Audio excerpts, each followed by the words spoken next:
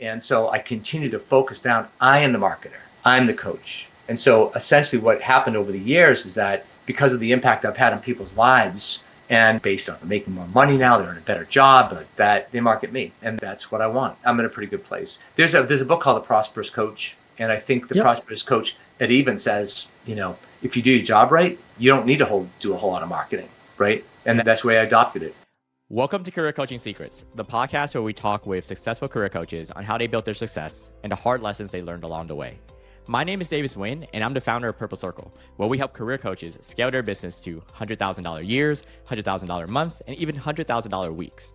Before Purple Circle, I've grown several 7- and 8-figure career coaching businesses myself, and have been a consultant at 2 career coaching businesses that are doing over $100 million each. Whether you're an established coach or building your practice for the first time, you'll discover the secrets to elevating your coaching business.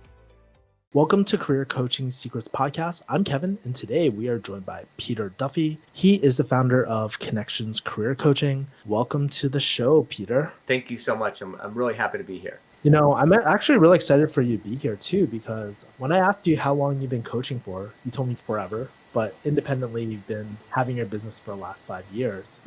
What I would love to know is like your origin story. I would love to hear the lore. What was the moment when you kind of realized you want to become a coach and more importantly, turn into a business? I've been a coach for a very long time. I have a special gift. I don't want to call it clairvoyance, but I have a special gift that I've had since I can ever remember. And it's a gift where I've actually been able to look into the heart of people, and I believe their soul. And I've been able to see things in them that they couldn't see on their own.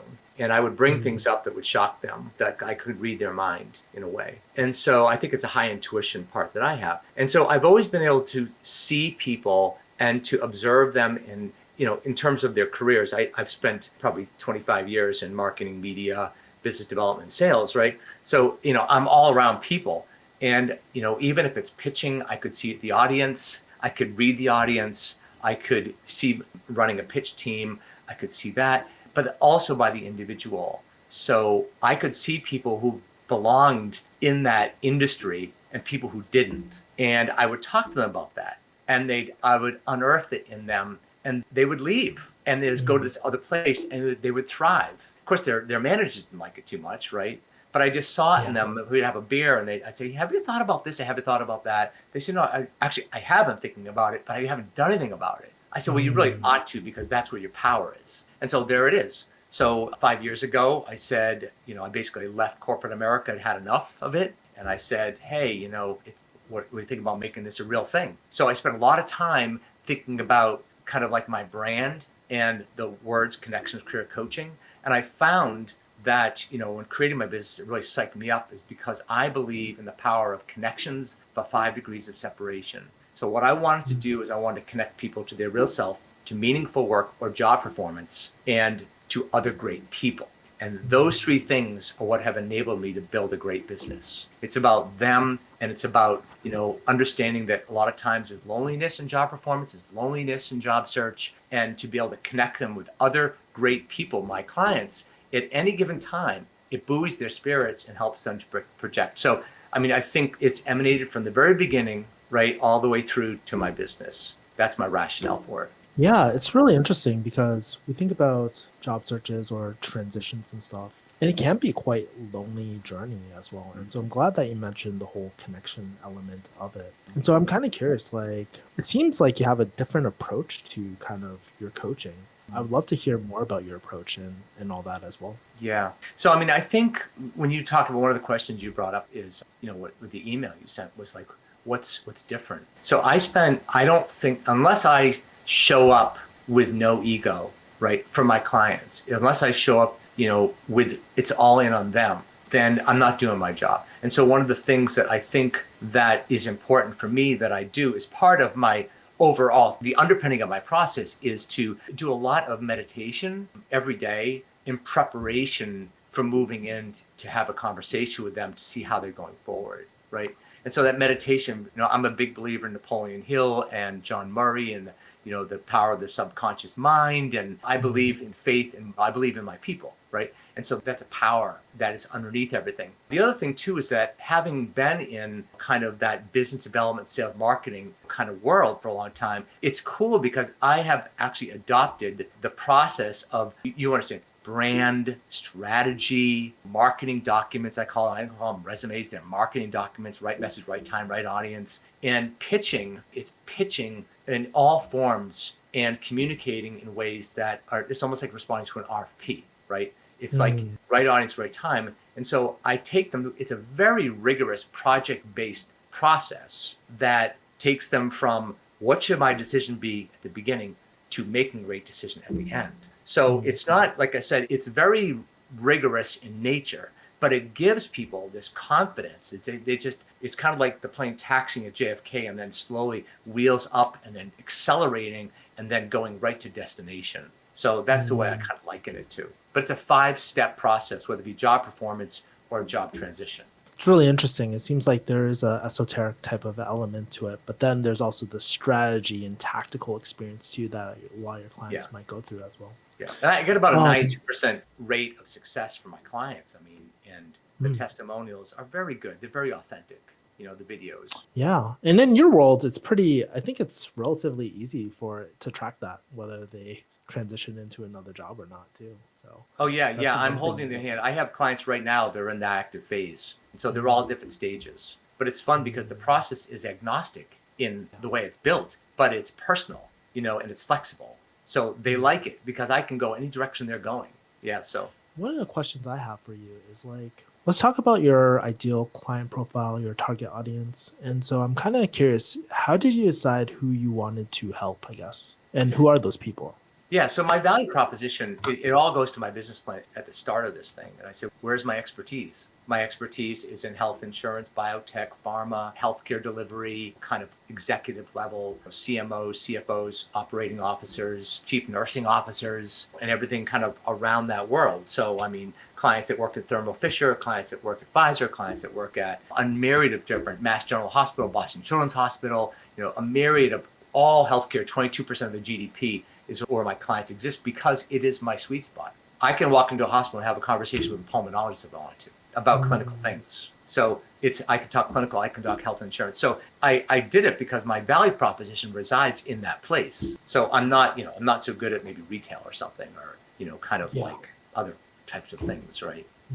Yeah, that's really interesting. So given your previous experience, by the way, just for the audience too, what was your previous corporate experience before you went into coaching? Yeah, so I was head of business development for a really large media company in New York City. That was my last gig. My job is to basically lead pitch teams and close $700, $800 million deals. Big pharma, big biotech companies, run them all the way through the contract process. And, what was great is I had to work with a ton of people on the inside to, I guess, the kitty cats in a room full of rocking chairs to get them all organized to get the thing done. So it wasn't just, it was client facing, but it was also internal facing. So direct marketing, media, that kind of thing, and plus pharma and health insurance. I think but it was mainly BD heads. Okay, BD. Speaking about BD, let's talk about marketing for a second.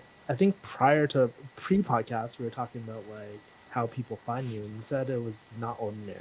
So I'm curious about your marketing strategies and how your typical old clients find you to work with you. So what I decided, earlier on it, I decided that I was going to give people the most amazing experience that it would cause them to look around for other people who could use my help. And so I definitely did start off with a marketing strategy on LinkedIn and then Google and driving people to my website, that kind of stuff. But I quickly learned that my investment in marketing wasn't really doing what was necessary. And so I continued to focus down, I am the marketer, I'm the coach. And so essentially what happened over the years is that because of the impact I've had on people's lives and based on making more money now, they're in a better job, that they market me. And that's what I want. I'm in a pretty good place. There's a book called The Prosperous Coach. And I think The Prosperous Coach, it even says, if you do your job right, you don't need to do a whole lot of marketing, right? And that's the way I adopted it. Have a great conversation with every single person you meet, whether they're a client or not,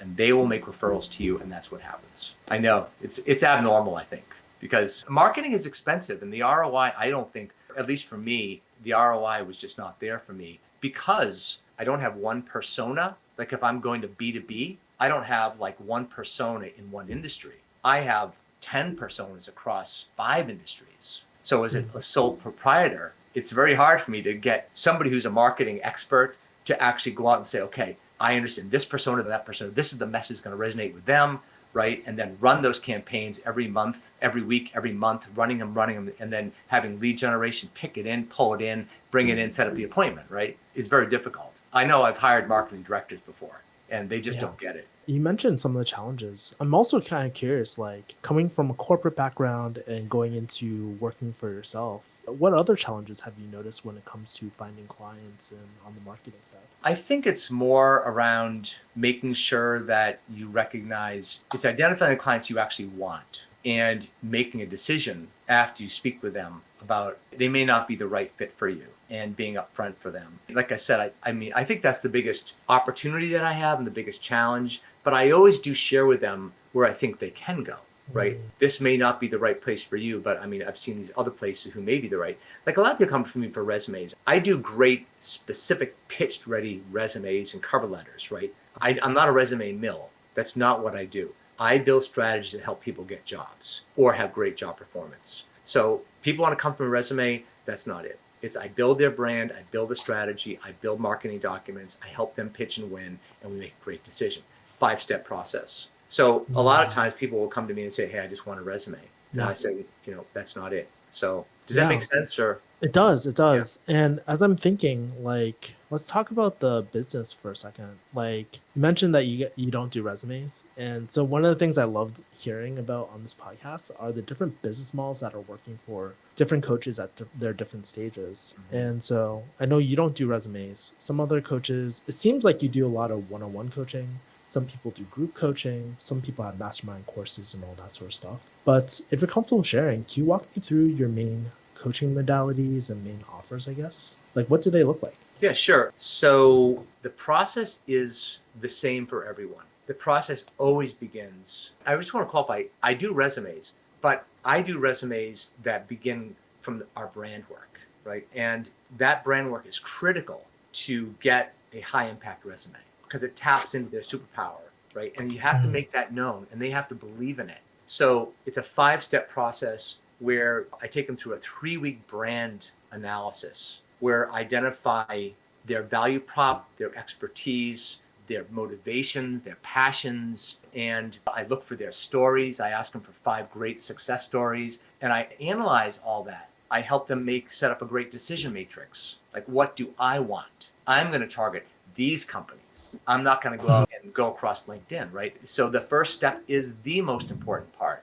because it helps us guide us in our direction. No brand, no direction, right? It's across for any corporation. So there's the brand, and then once our brand, then we say, okay, where are we going? How are we going to get there? Again, a very rigorous CRM process that I use to take them, set up their 30, 40 target companies and look at them. I understand the keywords for roles and, go after them. If I have networks in those companies, I introduce them to the network, right? And then they get feed-ins to the company, right? So it's a very robust strategic process using LinkedIn, using other avenues, channels to help them to find the right kind of job that is their superpower. So that's strategy. And once we identify that, then we're identifying, now we're saying, okay, we have our stories. Now we're building a high impact, pretty much non-AI organic resume that is built because of my previous experience with RFP responses. Like in order to get to that pitch process, you got to really dazzle them with your response, right? Then they invite you in. And so I know how to create those RFP kind of like the pitch documents. And so we create that. Now it's brand strategy, right aligned with it. And then they get into interviewing. It's an entire pitch process that I take them through, every aspect of it, including the follow-up. So, but it all begins with the brand. And then when you go through the strategy and you go through the resume work, when they get into the interview process, we have created kind of the content that the hiring teams are going to ask them about. And they already began with those stories back in brand a month and a half ago. It's just a conversation like you and I are having right now. Then the last part is more of the logistics part. Are there references that have to be done? Is there negotiation that needs to be had, right? And then is there a decision? So all 3 of those things that is the frosting on the cake. And what's exciting to me about this entire process is when we make the decision, yes or no. And I tell my clients this, you can say no if you want to. That's okay. right? That's fine. It's empowering, but we're going to make the right decision. They're on steroids when they get going into their company. They are so excited. Then the referral comes. Then the video testimonial comes. Yeah. And it's project based. So I run CRM, but I also have a very robust project plan that we meet every week and we go through everything. And when they see the dates filling in and the completion status and all the line items, they're like, we're kicking butt right now. Yeah, they can actually see their progress. They can see the progression. Visual for me, I'm a visual learner. Everybody needs to see visual. And so they see that momentum happening throughout the process. Yep. And I'll tell you, I do this for CMOs. I mean, they're like, oh my gosh, like, you mean that? Because the problem right now is that networks aren't working as well. Recruiters aren't calling them. They're having to do this on their own. Huge change in the market. So now they come to me and I have to get their ego to come down a little bit. Like, cause used to having their secretary do it, right? Or a recruiter call them, hey, say, Hank, what do you think? I mean, we got this opportunity here. Oh yeah, sure. Or it's a friend that works for another company. Hey, it's dried up. And so I have a process that they can get into. I have to meet them. I have to like get their ego down a little bit. Like, this is work that you need to do. And they do it. And it's so fun to watch. I have a client just got a $500,000 job, right? Yeah. I mean, it's a plus bonus. He just got stock options, That's awesome. He loves the job and they love him. What I like about how you're describing this process, it reminds me of healthcare, where like certain patients, they're always focusing on the symptoms, they're focusing on their cough, but they don't understand the core reason. And I liked how you walk through the branding, all these different stages and the visual, like almost a visualization of what this journey looks like. And that's really interesting. I think the really interesting part is also, you mentioned that client where you help land them a $500,000 job with stock options and all that. And so there's obviously a lot of value. And something I think about, if you're open to it, I'd love to talk about like pricing strategy for your clients too, because I think this is where coaches often struggle the most. And of course, you don't have to give any hard numbers or anything like that. But I'm kind of curious how you think about your pricing strategy. Do you price, it doesn't sound like you price hourly, but like project-based, value-based, outcome-based, retainer models, like what goes through your mind as you're like thinking about pricing these engagements? Well, have you read The Prosperous Coach, right? They charge a fee. They charge a fee up front. Yes. I charge a fee up front. It's a good fee. It's 9 to 120 day transition. And for the more zeros you have at the end of their salary, requirements, the longer it's going to take, especially in today's marketplace. So I charge a fee up front for everybody, same fee. It's a nice fee. I made my margin's very high on it, and it's worth every penny. Yeah. They all say the same thing. At first they say, you mean I got to pay this? I said, yeah. Yep, and I say, look, if it's too much, it's okay. I just want to make sure you had a great conversation with me. And they say, I'm in, I'm ready. So usually it's recruiters, the level that I work with, usually recruiters, they get their own comp, depending on the type of search they're running, right? In this case, they're paying themselves. And one of my clients who's a head nursing officer at Boston Children's said, this is an investment in me. And I'm willing to pay this money for the investment in me. And she's transitioning from Boston Children's probably to a large healthcare company in Rochester, Minnesota. So she hired me for like an 8-month search, which is that's a nice fee. Yeah. Which leads me to ask too, because you have healthy profit margins. The work that you do is highly intimate, it sounds like too. It doesn't sound like you're just churning them through a factory, right? Yeah. And so how do you manage your client capacity? Well, what is your kind of client capacity and how do you manage it? Do you take on a set amount of clients at a time or? My process is so, I guess, project based. We only meet once a week. They have homework to do. I have homework to do. So really, I can take on 10 clients at a time. It's okay, more, because it's so seamless. And everybody's got their own thing they got to get done. And I have to get done. So I think 10 clients at a time works for me because, if I'm working on their resume and I'm working on their stories, I do a lot of work around the brand stuff. And I have to really kind of get into that emotionally, mentally, physically to extract the good stuff, right? And so, I think that's a good number for me. I'm also curious about your own ambitions because you're 5 years in. It's not like you're not at the beginner stage. Sounds like you're doing pretty well. And so where do you want this coaching business to take you in the next few years? Do you have any secret dreams, big ambitions, any plans for scaling or growth? Like, very curious about that. So, it's a great question. And I've actually been giving a lot of thought to that over the last 6 months or so. where do I want to take this? And my goal is to actually, and one of the reasons I'm on this podcast is I want to share my experience with other coaches. I want to help other coaches learn what I've learned and to help them to grow in their coaching capabilities. I feel like I have some best in class things that I can share with them. And so that's where I want to take it. I want to coach coaches. Yeah. Because I believe that at this time and stage in our civilization, right, especially in the United States, I believe that coaches have a really important role to play in the lives of people. And that they can make a huge difference in somebody's mental capability, their emotional capability. They can help them go from like in the dirt, even though they don't show it, to superpower. So it's not just the fact that they made a job transition, but it's essentially saying, I feel so good. And I think coaches have to be the light in the world. I think we play a huge role in how people feel about themselves and how they're digging in and how they're being successful. So that's my goal, is to actually start coaching coaches. Yeah, it's almost like change the vertical completely into coaching coaches instead of, interesting. Yeah. Any challenges or bottlenecks that you're noticing as you're thinking about making that transition, or anything looming in your mind at the moment? No, I think, again, it's off of the prosperous coach, right? I mean, they coach a lot. They coach coaches. They coach very high wealth individuals, right? So I think it's just really a matter of connecting with people doing the same kind of work in terms of like, how do you prepare? How are you making a difference with your clients? Like, what kind of things do you do, right? Even maybe having kind of a coaching, if you did a podcast, having a coaching roundtable, right?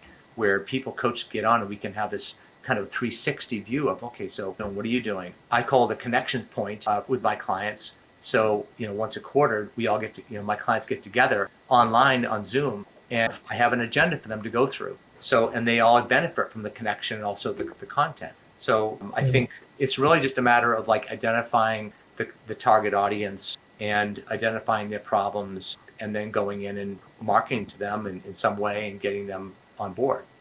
Maybe, podcasts, I always thought about writing a book on this very thing, and then getting that book out there and having coaches read it. You mentioned this book a few times, like The Prosperous Coach. I actually have it in my room. I remember the cover. It's a white cover and all that. Yeah. I think green. It's one of the books I frequently go to, like at the end of the year when I do a yearly retreat. Yeah. But speaking about that, I would like to play a game. It's called Good Investment, Bad Investment. So I'm very curious about what's been your best business investment on your coaching business, and what is the worst investment that you made that you wish you could get your money back from? That's great. Those are great questions. I think my best business investment has been my investment in myself, and my investment in going deeper and deeper and deeper into my ability to kind of harness my faith and my belief and be able to transmit that faith and belief to my clients. And so I invest more and more time every day into meditation and into being present with my clients, which is it's an interpersonal investment. And it's been very hard for me. And so I think that investment has been great. I made an investment in an IT person. It's been a tremendous investment for my website, for the nitty-gritties of IT that I deal with. The investment that I made that wasn't a good investment was hiring marketing directors. You hired a marketing director for your coaching? I hired a marketing director for my coaching business, and she just couldn't turn it because of, I guess, the basically getting the messaging down to multiple verticals, multiple personas, and it was very difficult. The other investment that I made, I think that was pretty ridiculous, was LinkedIn. I think LinkedIn has been a huge failure. I think LinkedIn has lost its way in many ways. It's become very political. And I continue to pour money into LinkedIn, running campaigns on LinkedIn, messaging, all the things. Let me put it this way. I probably got 5 leads from it last year, 5 leads, and they weren't good leads. So, I think LinkedIn was not a good investment for me, and I don't use LinkedIn anymore. It's great. Oh, really?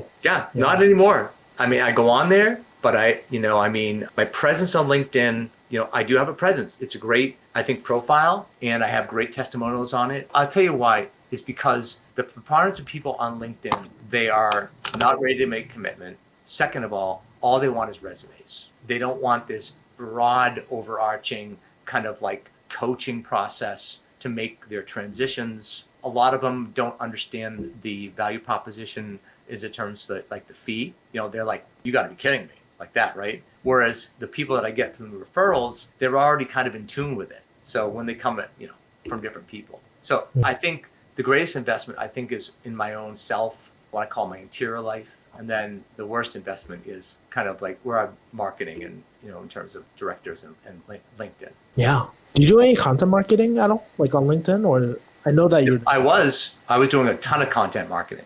But the thing about LinkedIn is it's millions of people globally. So when you throw stuff out there, I mean, you're combing through tons of people. I always tell people, do not broadcast to the hinterlands. It's a total waste of time. You've got to get into groups, build relations within the groups. And then maybe one of those people might say, hey, I'm making a transition. Transitions don't happen. They might happen 2 or 3 times in a career. So, I mean, oftentimes cultivating that relationship is not worth it because they may not want to leave their company ever. You have to get them when they're ready. And it's hard to identify when they are actually ready, except for through a network. They'll call their buddy, say, Peter, I've had it. Oh, you got to call this guy over here. So that's why having the broad network is the one that's where they talk to each other and say, I can't stand this job anymore. What should I do? Oh, call this person. Yeah. It reminds me of kind of like, I was going to say urgent care, but it's more like, if you have a dog or a pet or anything like that, they're like family, right? And so when something happens to your pet and you're looking for a vet, sometimes you'll go on like Google and stuff and look up reviews and stuff. There's intent there, but then a lot of times you'll just hit up your good friends and be like, yo, who's the best vet for the wall, So it feels like very, very similarly. Exactly. Yeah. I think I fold a lot of leadership into it as well. And we haven't even talked about job performance because that's a whole other piece that I do. But it's the same 5-step process, just used differently. But job performance is kind of like being able to keep and perform in the job, right? Once you transition. Okay, it's that. No, exactly. So, I mean, oftentimes, like I have a client, she's kind of a mid upper level manager at a large pharma company, and she hired me to make a transition. And one of the things that I'm aware of is that, she may hire me to make a transition, but it may not happen.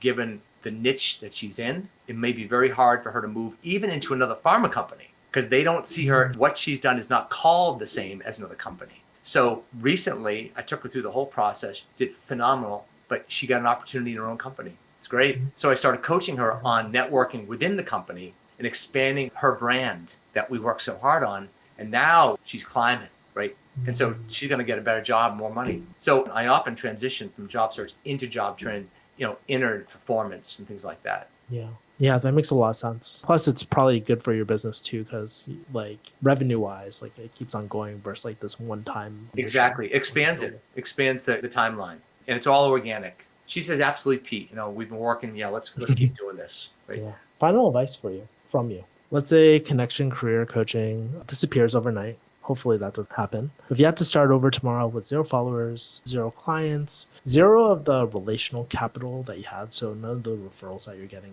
in, but you have all the wisdom that you have right now, what would your first 90 days kind of look like for you? I think it would look like taking stock in kind of when I left corporate America, taking stock in what I've learned, looking at all of my videos, all the testimonials, and unearthing kind of what are the nuggets in there that I can now use and take forward. And then what I would do is I create a plan around that. But I'd also look, as we talked about coaching coaches, right? I'd say, okay, I think about that as not a dead end, but an opportunity, right? To take my career to my life to the next level. And so what I would do is I would take stock in what I've learned and then identify target audience, people that could definitely, kind of like benefit from what I have and create the same lean business plan that I had and go back out. Right now, if I were to do that, I might do a little bit more marketing around it because if I'm going to a coaching vertical, I'm going to have to kind of get my brand out there. So, I mean, I think I'd probably do more of that.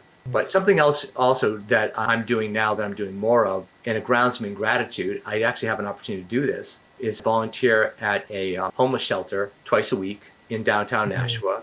I serve coffee to homeless people in all the different ways they come. And so it helps ground me as a coach. And so what I would continue to do is maybe do that plus a little bit more so that I bring even more depth to the conversations that I'll be having.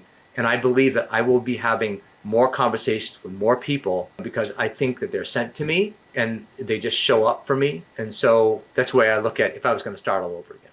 Love it. Pete, how do people find you and connect with you? Yeah, so basically I'm at wconnectionscareercoaching.com. I am at, obviously my email, my cell phone, all the above. I don't use Vox or anything like that, but those are the primary means for getting in touch. And I always do Zoom calls. I hardly ever talk on the phone because I want to see the people I'm talking with. So that's the primary way. Cool. Thank you so much for your insight today. It's funny that we are kind of like on the same page with the same authors and all that. And you're also really into meditation. I am too. So that's awesome, man. Yep. Thank you for coming on and sharing everything, by the way. Yep. I hope this is valuable for you. And the audience, when they hear it, I hope it is for them too. Yeah. Cool. Well, I hope people reach out to you too. So all right. Thank you. Thank you so much. See you, Kevin. Bye-bye. That's it for this episode of Career Coaching Secrets. If you enjoyed this conversation, you can subscribe on YouTube, Spotify, Apple Podcasts, or wherever you're listening to this episode to catch future episodes. This podcast was brought to you by Purple Circle, where we help career coaches scale their business to $100,000 years, $100,000 months, or even $100,000 weeks, all without burning out and making sure that you're making the impact and having the life that you want. To learn more about our community and how we can help you, visit joinpurplecircle.com.